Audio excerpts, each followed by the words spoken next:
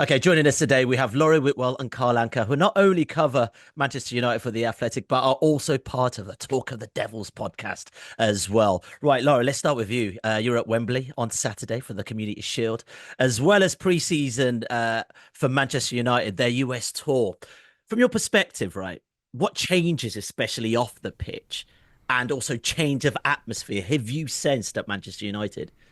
Yeah, I think after the FA Cup final in May, it felt like it was going to go a different direction, right? And instead, what's happened is Erik Ten Hag has stayed and the pieces around him have moved. And that was, to be honest, the intention from the Ineos regime when they first took charge, that they were going to put a structure in place that would then support the manager, improve the environment, as Sir Jim Ratcliffe said, and then let's see how Erik Ten Hag responded to that. And it's been really fascinating, the changes that have been made, because, for one, his prime assistant, Mitchell van der Gaag, left. I think that was an area that was certainly the focus of a lot of discussion, and I think it was probably a difficult decision ultimately to come to. I know there's been an idea that Van der Gaag also wants to pursue his own opportunities as a number one, but certainly I think had the opportunity been there to stay at United, I think that probably would have continued. So instead you've got Ruud van Nistelrooy, who has come in. It's been an idea from Erik Ten Hag's side, and I think certainly the likes of Sir David Brailsford, Dan Ashworth,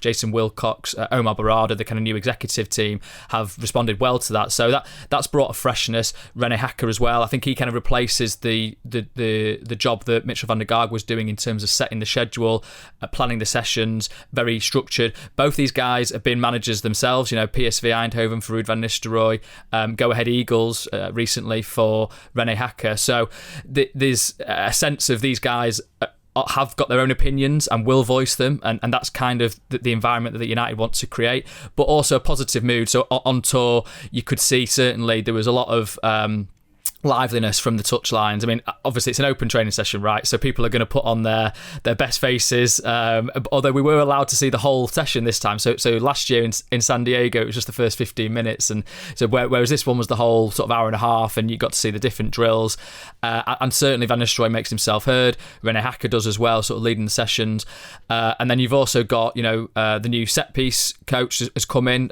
Again, he was a manager at Lillestrøm, so you've got a guy that was a number one coming in to kind of focus on set pieces, not just that. I think there's individual development for players as well in part of his brief. But and then your Darren Fletcher's now moved from technical director, which is the job that Jason Wilcox has brought, to go and be more focused on the coaching, and it seems that's a good fit for him. He was in the mix in training sessions, sort of putting in tackles and also sort of instructing players during the drills. There was a really sweet moment actually when I think he was chasing his son Jack, who's in the academy at United, around the pitch, so father and son next to each other, and that feels like a good, a guy with huge United history behind him, sort of being able to instill that in the younger players as well. So yeah, lots of changes. Yellowton Ruwalar, I should say as well, the goalkeeping coach. So he's come from Burnley, although he had signed or agreed a deal with Ajax, and United had to kind of act quickly to get in there and change that about. He's replaced Richard Hartis, who's left, who was the goalkeeping coach for 5 years. So the idea, I think, is just to freshen that up. Yellowton Ruwalar is more focused on, I think, being able to build out from the back with more kind of, concise decision making, because we spoke to Tom Heaton on tour, and he was saying that that's a lot of what he's been doing in the training session so far. It's early days, but kind of putting goalkeepers under pressure to make decisions when there's kind of conflicting information coming into them. So yeah, so there's a lot of changes happening. Ultimately, Erik Ten Hag is still the manager, and Christian Eriksen said to us that so there's a lot of sessions still are the same, but you've got these new voices, new energy, and certainly a kind of positive outlook from everybody on tour. And I can go into more detail, but I realise that I've spoken for a long time now, so please interject. I mean, I was ready. I was going to say, Carl, show me your man that's just come back off paternity leave, man. Chomping at the bit to get back into the season. Chomping at the bit to get back into the season. A boxer waiting for the first bell. Here we go. Literally, ding, ding. Let's go. But real talk, Carl, I mean, yes, a lot of changes, as we've heard. 5 minutes long, actually, of hearing it. But real talk, I was going to ask what constitutes as, I guess, success for the season ahead. But look, Manchester United are a top team, top four, European football, classic. We understand that's going to be part of the conversation. But real talk, what does success look like into this season, considering what we saw last season for Manchester United? I think the main thing for Manchester United fans is you don't repeat the same mistakes you saw last season. So the stat I often go to was there were 33 games last season where Manchester United went longer than 20 minutes without having a attempt on goal. 33 games out there, 52. United just drifted for more than 20 minutes at a time. There are multiple games where you just saw the gap in midfield where an opposition player beat one tackle in the front three press and just wandered towards the centre circle completely unencumbered, and you just fans yelling, foul him, why is no one there to make a foul, do something. Those will be big things. Are the fullbacks going to jump and join the press? Is the front press going to be more coherent? Will Casemiro make his tackles? Will the person next to Casemiro make their tackles? Is there going to be a greater plan for passing out the back other than sideways pass from outfielder to Onana and then Onana punts it long? Those will be the things that will count as success, because if they get that right, then they will finish in the top 4, top 5, however you want to call it. Then they will get closer to the bigger trophies that they want to win. So that's the main thing I want to see. I want to see an improvement on the, quite frankly, dreadful football I saw for large parts of last season. Oh, fair enough. That's very blunt, and I like that. Laurie, though, I mean, with all those changes as well, and I guess you're hoping with all those changes we do see an improvement of what's happening on the pitch. I mean, is there anywhere to hide this time around for Manchester United? You know, we're asking for new players. Looks like there might be some new players coming. You're asking for a much more better backroom staff and all that, executive board. That's happening. This season should feel like, okay, we're looking at Manchester United progressing a little bit. Yeah, I mean, that's a crucial point to make about the leadership. So they were over in LA, San Diego and Colombia in South Carolina with Erik Ten Hag, with the squad, watching the sessions. So you had Jason Wilcox there, Dave Brailsford, Dan Ashworth as well. Omar Barada, not watching every session, but obviously was there. And so you're having these kind of conversations happening all the time. So, you know, what happened in that session, what do we need to do in the transfer market, and I think you're seeing United actually go and being quite aggressive with it, and you might look at it and think, well, okay, they've spent a lot of money to get Leny Yoro, Joshua Zirkzee had a release clause, Matthijs de Ligt, you know, Bayern are open to selling him, same with Mazraoui, so maybe they're not the most difficult deals to do, but I do feel that United have actually shown their hand and shown a kind of progression from what perhaps we'd see previously, where there would be that kind of drift almost in the talks. And you know, I know that the season, you know, is kind of underway, and there still is going to be more, you know, there's going to be more signings. You know, the midfield certainly needs reinforcement, but I feel like they've actually been quite, you know, bold with how they're going about things, and they've got there's been a few technical difficulties with different transfers that I think they've got over the line. So, but the idea by having the leadership team so close to the manager is that they can have these honest football conversations with him, and he has his own mind for sure. He's not going to be told how to play or which players to pick, but equally having that kind of support around him, I think, will alleviate some of the isolation that maybe he felt in the first two years. And yeah, I think he does like that. He has certainly confidence in his own abilities. We certainly heard that after they won the FA Cup final, where he said, "Listen, if you're not going to back me, then I'll go somewhere else and win trophies." And I think that has actually had an effect on the players, where they thought, wow, this guy really does believe in himself. Okay, maybe we do need to sort of listen to him a little bit. And there's been that show of support. So Dan Ashworth, for example, was put his arm around Erik Ten Hag as they walked out the Snapdragon Stadium in San Diego. And it's a little thing, right? But it feels like if there was any doubt about Ten Hag's authority with the players because of what had happened at the end of last season, where United were talking to other candidates, then this should draw a line under it. One of the big things about this summer window is it feels as if Manchester United can do more than one deal at a time, which doesn't sound revelatory, but there have been many a summer window where it very much feels like they do it one deal at a time, A, B, C, D. But this time, the net still hasn't been cast too wide. Manchester United is still signing Dutch players or players with Eredivisie experience, but you do get the sense that there are more aces in places, and they are quicker to action whatever either the leadership team or Ten Hag comes to an agreement on. And that's promising. There's still a lot of work to be done. Unfortunately, Manchester United always seem 4 signings away from creating a squad in which you can really compete. But hey, Rome wasn't built in a day. You know, Ten Hag wants this to be the best transitioning team, counter-attacking team in the world or in the league. Do we see elements of that right now embedded in Manchester United, or with those new signings potentially a shift away from that ideology? So here's a funny question, in that I used that quote Ten Hag did last pre-season, so last summer, where he said we want to be the best transition team in the world, and repeatedly, at repeated points throughout 23-24, I asked Ten Hag, is this still your intention? How do you action this when you have so many injuries? And he gave various answers. And then just before the final game of last season against Brighton, I asked him, is this going to be your intention next season? And he said, well, when I mentioned the best transition team, I meant in terms of attacking football.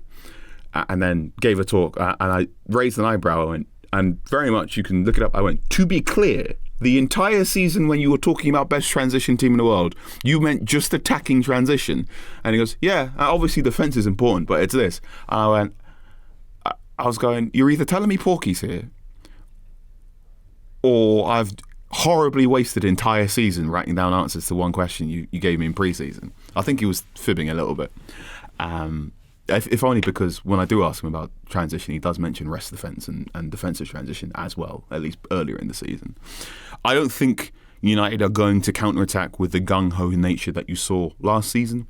There was the quote Ten Hag said of, we're aware of, he said, sometimes we have to be more controlled on the ball. If we want tennis, we'll go to Wimbledon. I think that'll be a big thing this season. Can they calm things down? What should help there is a fully fit Lenny Yoro. Matthijs de Ligt can help with that. Mazraoui can help with that. Because this Manchester United team is very, very lopsided. And it's not got strength in depth, but it's got a lot of bodies, if that makes sense. And one of the more obvious things last season was how few injuries it took for the possession qualities of the team to go from being Champions League quality to being Europa League or Europa Conference League quality. And I think that's something that you can see with this recruitment is if you bring in Mazraoui and sell Aaron Wan-Bissaka, then no matter what happens this season, there should always be a left back who is comfortable going into the final third, whipping in crosses. Dalot and Mazraoui offer a lot more going forward than Dalot and Wan-Bissaka. If De Ligt comes in, that means if you get an injury and you have to go to your third choice centre back, your third choice centre back is now Harry Maguire rather than your third or fourth choice centre back being Victor Lindelof, who, while I think Lindelof has his strengths, he also has known weaknesses that makes things quite difficult. So I think you're trying to thicken out the squad in key areas, and also you're just trying to raise that physical combative level as well. One thing that's really pleased me about United signings this summer is we're getting some tall boys, because you love United, this, don't you, Carl? This is a big thing.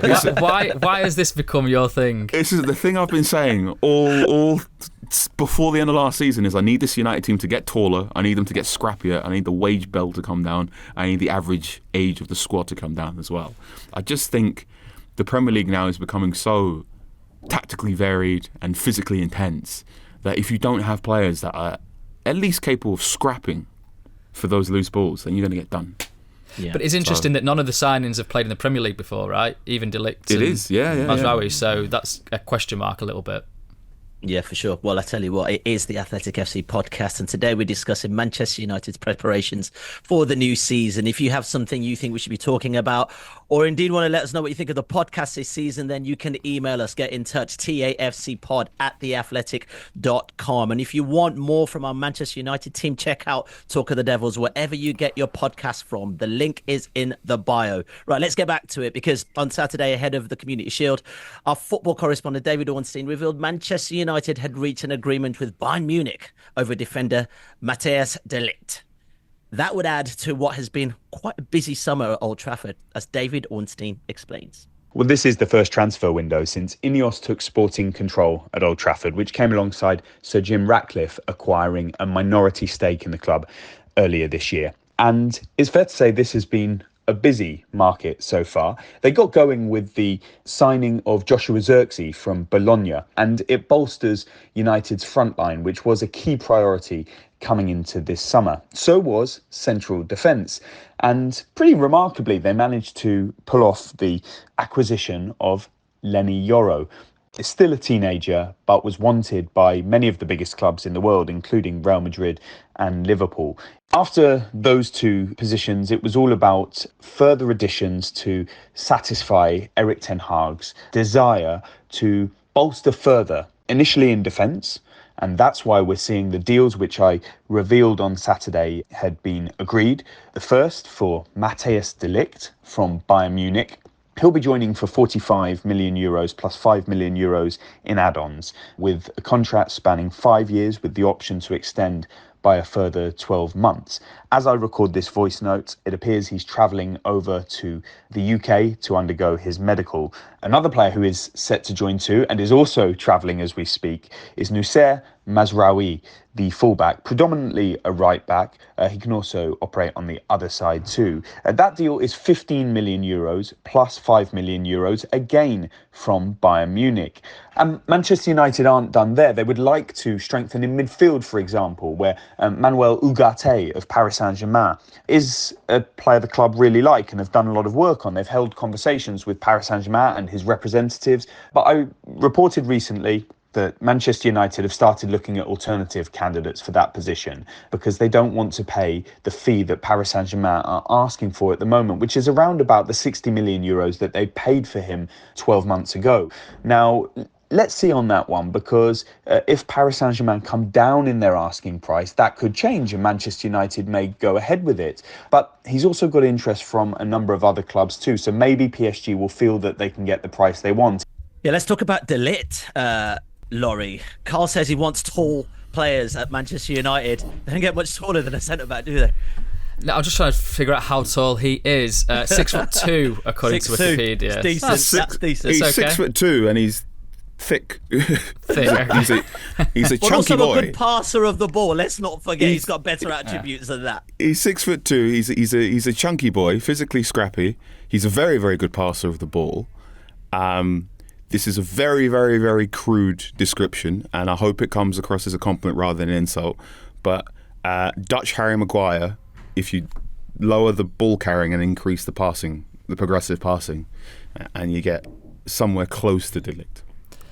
I think for the fact he's 24 and he's played for Ajax, Juventus, Bayern Munich, that's either he finds it tough to settle in places or he's actually very good and a lot of clubs are interested in him. Obviously, the Erik Ten Hag factor, he had him at Ajax. You know, he was part of that team that did so well in getting to the Champions League semi-finals. Although I know, Carl, you've got a slightly maybe off-tangent view of that whole run. You know, they didn't get it over the line, so how much credit do you give for Juventus and Real Madrid being, you know, victims to that Ajax football?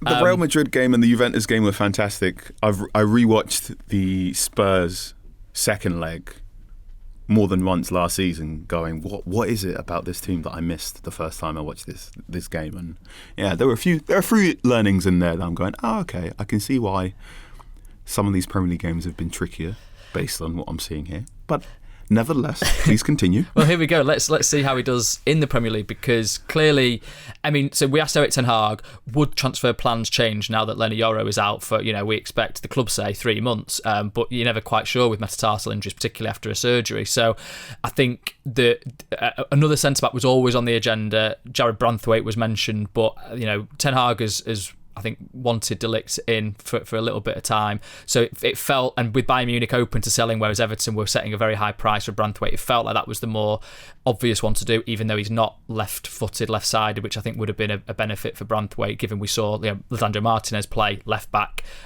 given the issues with Luke Shaw coming back to full fitness, or coming back from the Euros, rather. So, yeah, but anyway, de Ligt is the guy that they've gone for, that they're going to get. Clearly, Ten Hag knows how he works, and so I think that's... We are repeating. So even though there's been this change, we are having these players that have had this association with Ten Hag, you know, still coming in. So I think that shows a synergy, at least, between the regime that have taken charge of the club and the manager. What will he do? I think he will. He brings certainly a freshness to that back line that can then, you know, play, you'd think, a higher line, right? And I know that there's been a kind of talk about, well, you know, he didn't work at Juventus, he's you know, been sold by Bayern Munich, but he did play a lot for both these clubs. You know, it's not like he kind of was on the bench all the time. You know, even last season for Bayern Munich, I know there's the idea that he was kind of second to Eric Dyer, and, you know, should United really be signing a player that's second to him? But, you know, he played 22 times in the Bundesliga, and he, you know, some of those games that he missed were because of injury. So and then before that, you know, 31 times in the Bundesliga, 31 times in Serie A, 27 in Serie A, 29 in Serie A, and this is, like I say, a guy who's 24, so he came through through such a young age. Again, you'd think, okay, did he come through too young, and does that sort of reduce how far he can go at the other end? But I think actually, surely, right, he's got the experience, and in that role, it's not necessarily, that you don't think it's the most taxing physically. It's not like he's been a midfielder or a Wayne Rooney type where he's been, bombing up and down the pitch. So, yeah, I think it's a really interesting signing, one that United have been looking at for a long time, that predates Erik Ten Hag, certainly. He's been in the scouting system. But, yeah, a fascinating one. Him and Lisandro Martinez is an interesting centre-back partnership for sure. Yeah, I mean, I was just thinking, with Yoro out, and Højlund out again. United, 66 injuries last season, I think we reported in The Athletic. Is this a change in strategy then, Carl, in your opinion? Let's actually stack the team, because the amount of times where you thought Manchester United last season were gaining momentum and then boom, another injury, dipped again. Is this sort of force fielding that aspect of things to say, do you know what? Right, yeah, let's just stack it up, because we know there's a chance that we're not going to have all these players fit come the beginning of the season. I think so. I also think it's you read enough business books, then they often talk about squeezing the middle.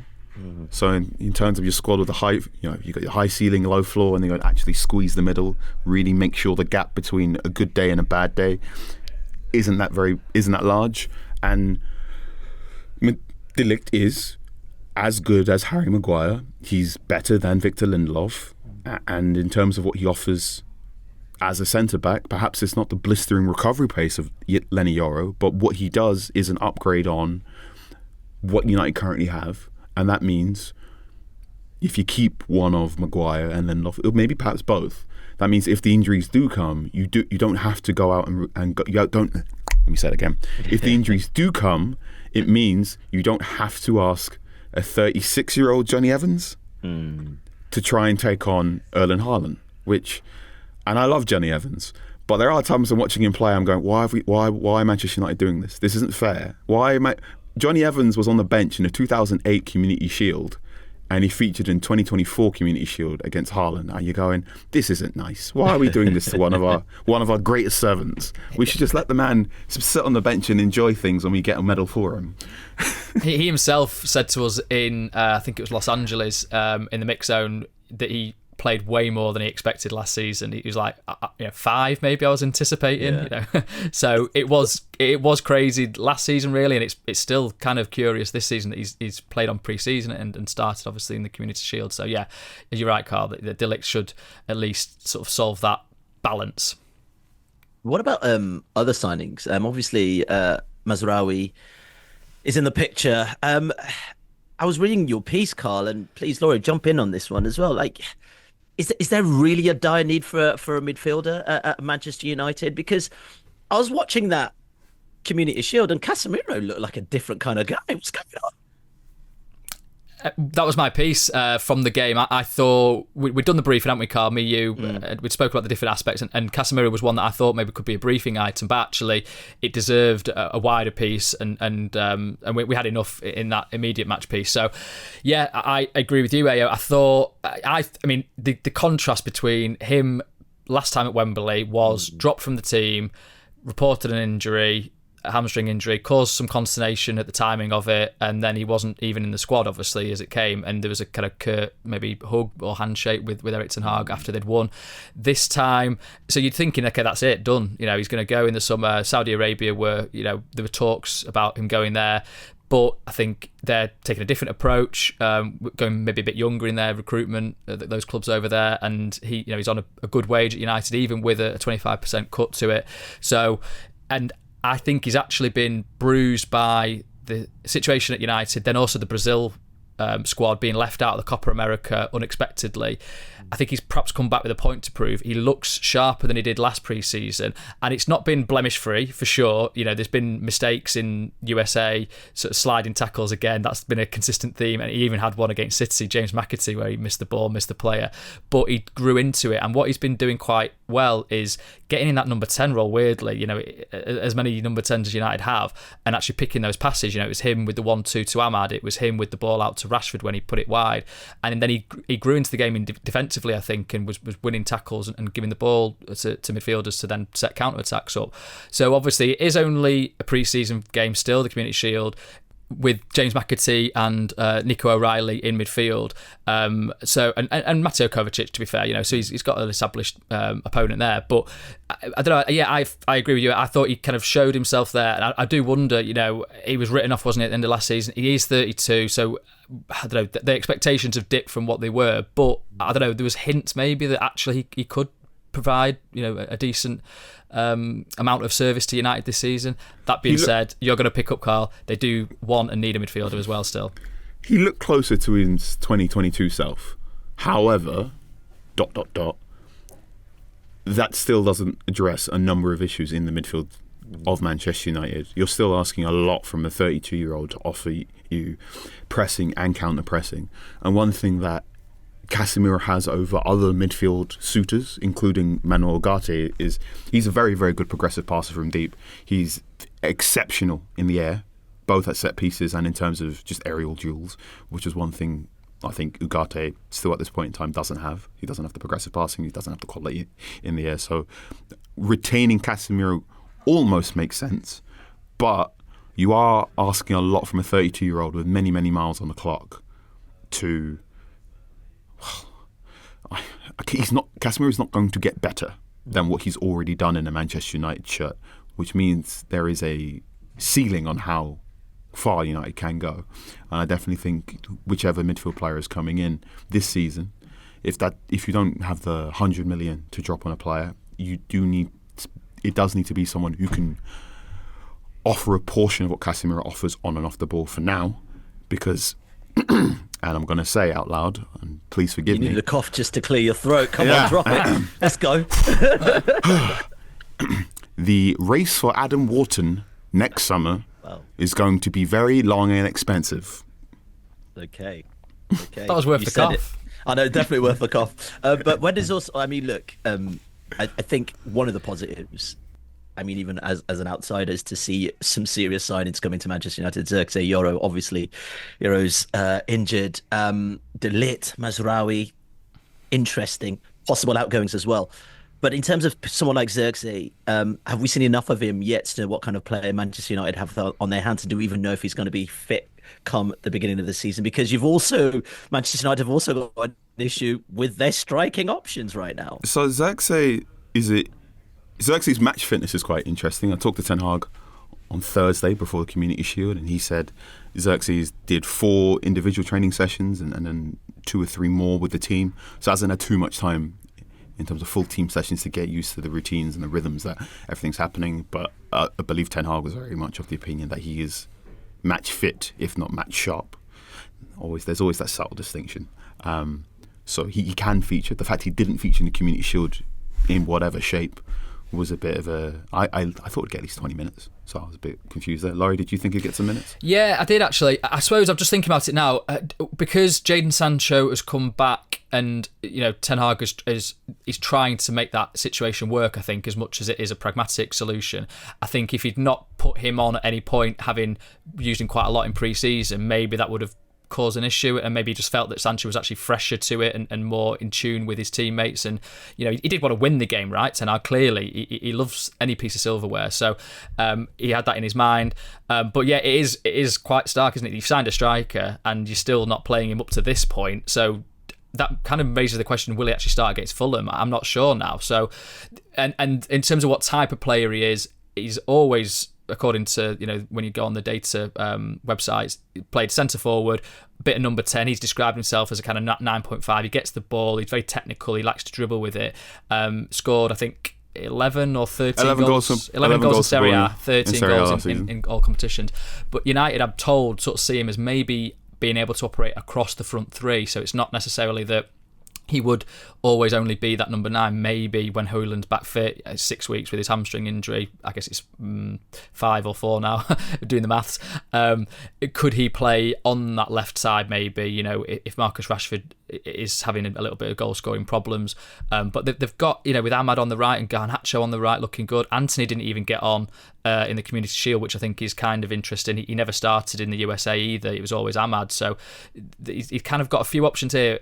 But yeah, nobody that you can guarantee say they're going to score 20 goals in the Premier League next season. One of the big things is even when Xerxes will be match sharp, he's not a 15 goal a season player. He just doesn't spend anywhere near enough time in the penalty area. His strength is, as Laurie says, this 9.5 stuff, the things that made Roberto Firmino so interesting, the thing that made Harry Kane interesting on top of his goal scoring is Xerxes' big thing is when he is able to drop deep, drag a centre forward.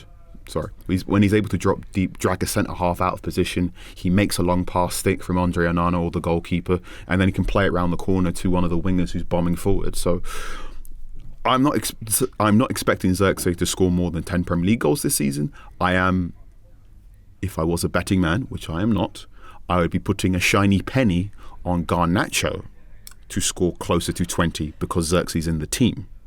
And he didn't even cough for that one, did he? I didn't even get the drum roll. Nothing. Do you know what? In just a second, I want to talk about who needs to have a standout season. But before we get into that, Carl, you were at Ten Hag's press conference ahead of the Community Shield, where he, I guess, stressed the need for time for Manchester United to be back to full strength. We've spoken about the injuries. We've spoken about the change in dynamics. Does he have the time? That's the bigger question. Because, not just the footballing world, but the Manchester United fans. Does he have the time for this team to come into the season and not be ready to go? No Manchester United manager has enough time. There are too many games, there's too much intrigue, there's too many international breaks that are potential pitfalls. Duncan Alexander has a wonderful tweet of every week there is one crisis club in the Premier League. The trick is to never be it. And he often says you don't want to be the crisis club just before the international break, because then you get 2 weeks of everyone yelling at you instead of just the one. And there's been too many times where you've spent 2 weeks just going, what's going on with Manchester United? To go back in terms of the question, what he said at the press conference, that was my question. So came in, talked to him in Dutch a little bit, asked him a question about rest defence and out of possession shape. He gave me a very, very good answer about how he intends to improve that and what aspects. And then towards the end of the answer, I just asked, I went, well, everything you said today gives me the impression that it might take time for this team to gel. And I said, should we be waiting until maybe till September for everything gets closer to 100%? And he said, I can see why you think that way. And he described the more or less bisected nature of the squad. So he said, we've had one squad that's over in the United States. We've also had a collection of players that have been in the Copa America, that have been in the Euros for other reasons, and therefore I haven't had enough sessions with all of them together. He said it's not just a United problem, this is a problem for a number of teams. And he also believed that at the start of the season you could get the teams that don't have as many international players could start better. So, if you're Southampton, well, hey. But I think that is a realistic way of looking at things. The Community Shield starting lineup is not going to be the starting lineup, say, November time. I think we all are now looking at this United squad going, it will probably get better when Euro gets closer to match sharpness, because Euro is, even from day one, he's the best, or the centre-back most comfortable with facing his own goal and making a recovery on backwards, where De Ligt, Maguire, even Martinez to an extent, all prefer it when the game is in front of them. So things will take time. The concern for Ten Hag is, like you say, does he have the time? His contract extension still only gives him 1 year, and then he has to do another contract negotiation again to get more time.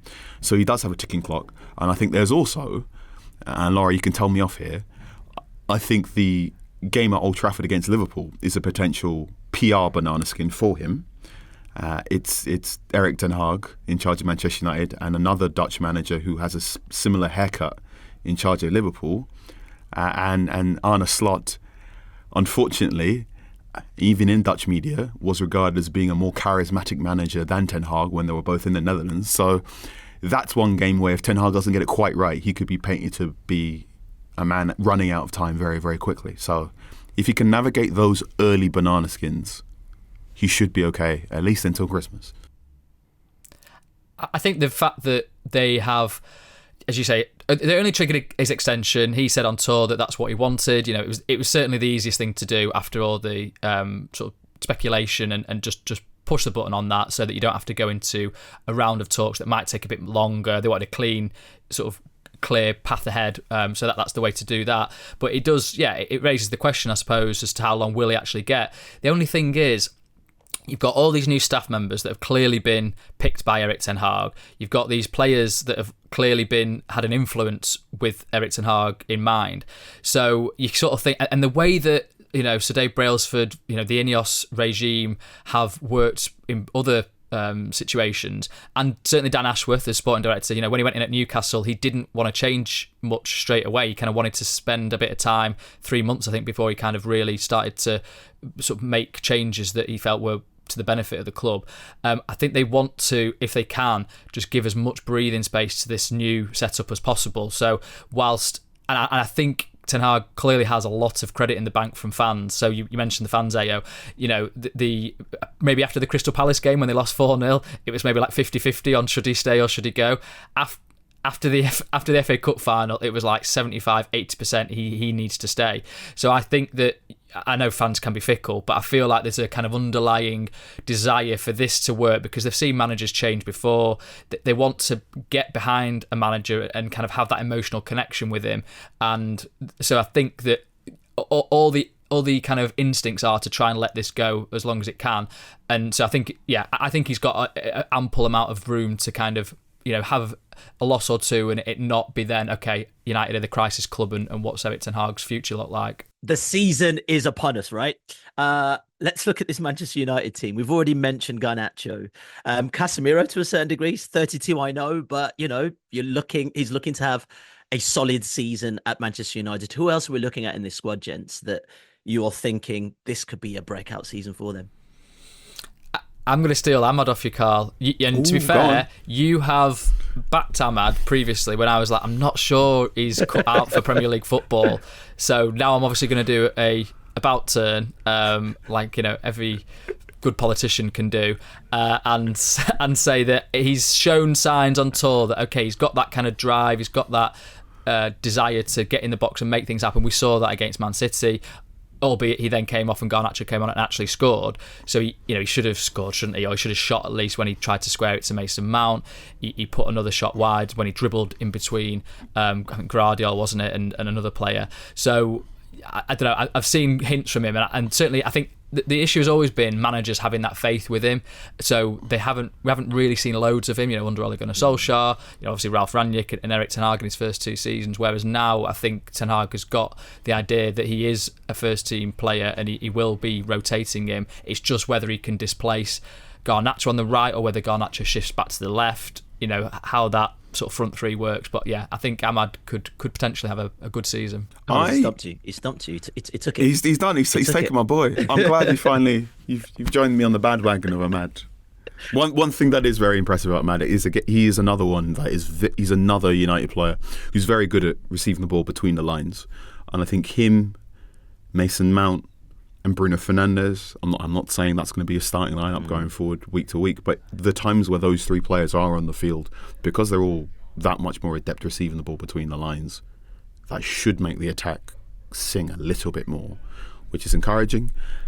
I suppose you can say Mason Mount could have a breakthrough season because we barely. He was the one I was going to ask you because I don't feel like his name's really been thrown into the mix. Barely saw him last season. Yeah, he's one of those players that you get he's like a new signing conversation. But the one player I am interested in is Toby Collier. So Toby Collier was a pre-season one to watch for me. 20 years of age, signed from Brighton's academy in 2021, I believe, and he's a defensive midfielder that plays with low socks, and that's quite fun to look at. One thing that I really enjoy is he just eats up ground. He's phenomenal at just retreating and running back. And one thing Toby's already admitted during pre-season tour is he needs to get better on the ball. I don't want to say he's not a great progressive passer, but I just haven't seen enough. Most of his passing is either sideways or backwards. But he's pretty good at receiving the ball in a half turn. He's a okay tackler. He tends to leap in when he senses an opponent taking a heavy touch, which is good. But again, if you are a United fan who's just concerned about those huge gaps in midfield as everyone was running back and no one was getting there, Toby's lateral quickness and his direct running was quite pleasing, because if he sees you ahead of him for 5 yards away, he's gonna eat up ground.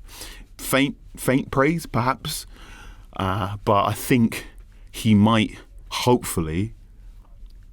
There are little bits of Declan Rice, early Declan Rice from West Ham in his play already.